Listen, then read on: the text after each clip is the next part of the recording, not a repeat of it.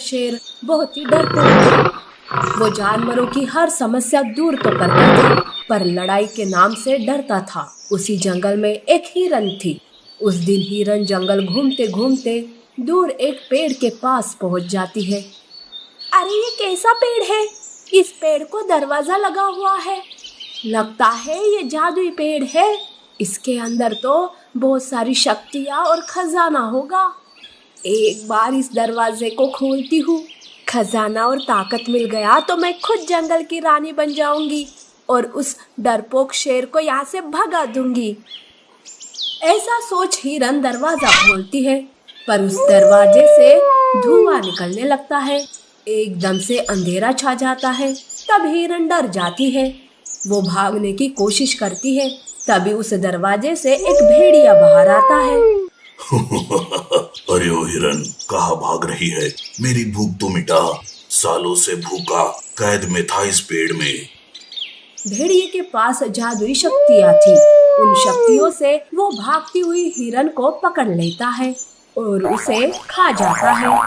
ये सब पेड़ पर बैठा बंदर देख लेता है। बंदर तुरंत लोमड़ी के पास जाता है और कहता है, अरे बहुत बड़ा अनर्थ हो गया। अरे वो भेड़िया राक्षस बाहर आ गया। क्या? पर कैसे? अरे हिरन की वजह से उस भेड़िए ने तो उस हिरन को भी मार डाला। अब क्या होगा लोमड़ी?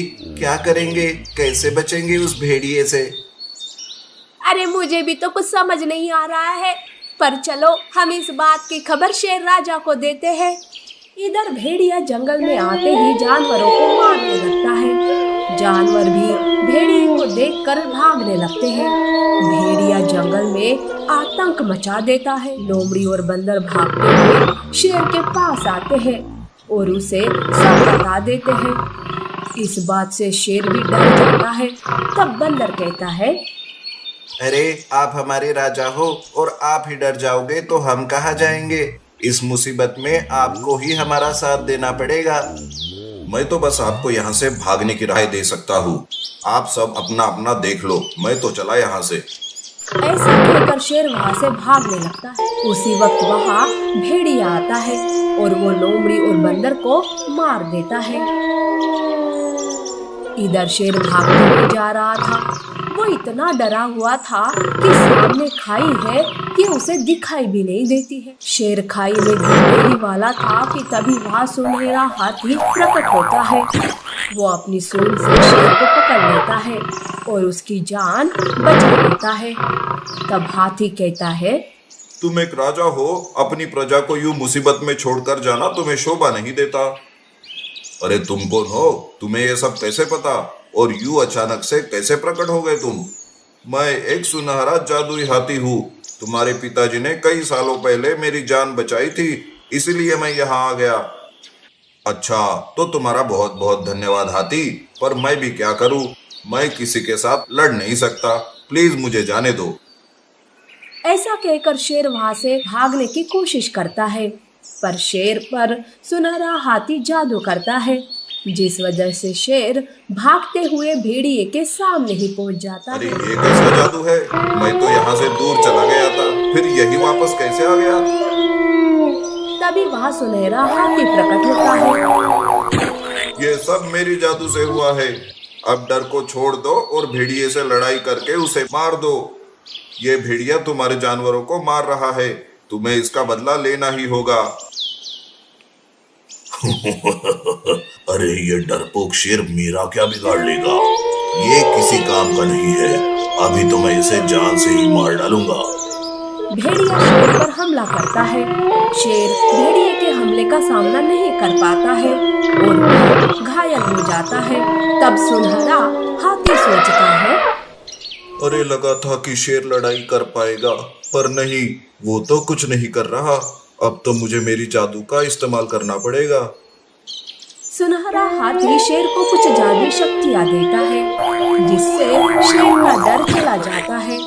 शेर खुद में अजीब सी शक्ति महसूस करता है और भेड़िए का सामना करने लगता है। दोनों के बीच भयानक लड़ाई शुरू हो जाती है। इस लड़ाई में शेर भेड़िए को जान से मार देता है। सुनहरे हाथी का धन्यवाद करता है तब सुनहरा हाथी कहता है, अब कभी भी मुसीबत से मत भागना, बल्कि उसका सामना करना। आगे भी चलकर अगर कोई मुसीबत आए तो मुझे याद कर लेना। सुनहरा हाथी वहां से गायब हो जाता है। भेड़िए के मरने से जानवर भी खुश हो जाते हैं और उस दिन से शेर भी हिम्मत से काम करके जानवरों की रक्षा एक करने घना जंगल था। जंगल के सारे जानवर मिलजुल कर रहते थे, जिनमें कछुआ और खरगोश भी थे। जंगल के सारे जानवर कछुए को बहुत ही पसंद करते थे, जो खरगोश को बिल्कुल भी पसंद नहीं था। खरगोश को अपने आप पर बहुत घमंड था कि वो तेज भाग सकता है। वो इसी बात को लेकर हमेशा कछुए का मजाक उड़ाता था।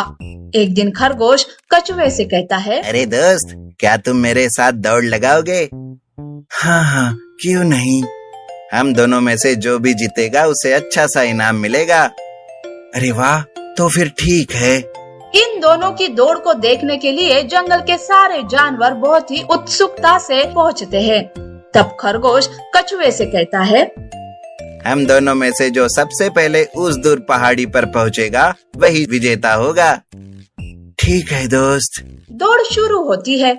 जैसे ही दौड़ शुरू होती है, खरगोश तेज भागने लगता है। कछुआ तो अपनी ही चाल चल रहा था। वो धीरे धीरे चल रहा था।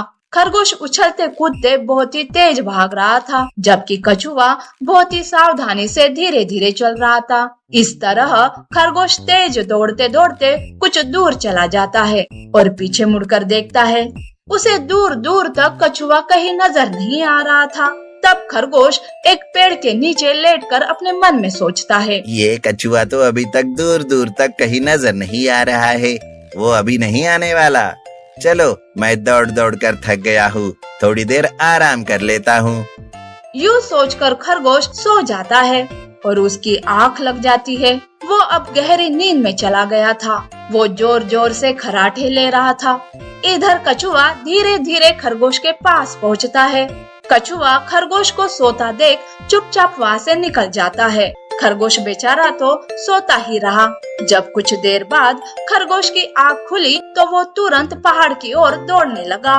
वहाँ पहुंचकर खरगोश के तो होश ही उड़ गए थे, क्योंकि कछुआ वहाँ पहले से ही था। ये देखकर खरगोश कछुए से कहता है, दोस्त, मुझे माफ कर दो, तुम ही जीत गए। नीति। तो देखा बच्चों, घमंड करने वालों का सर हमेशा नीचे ही होता है।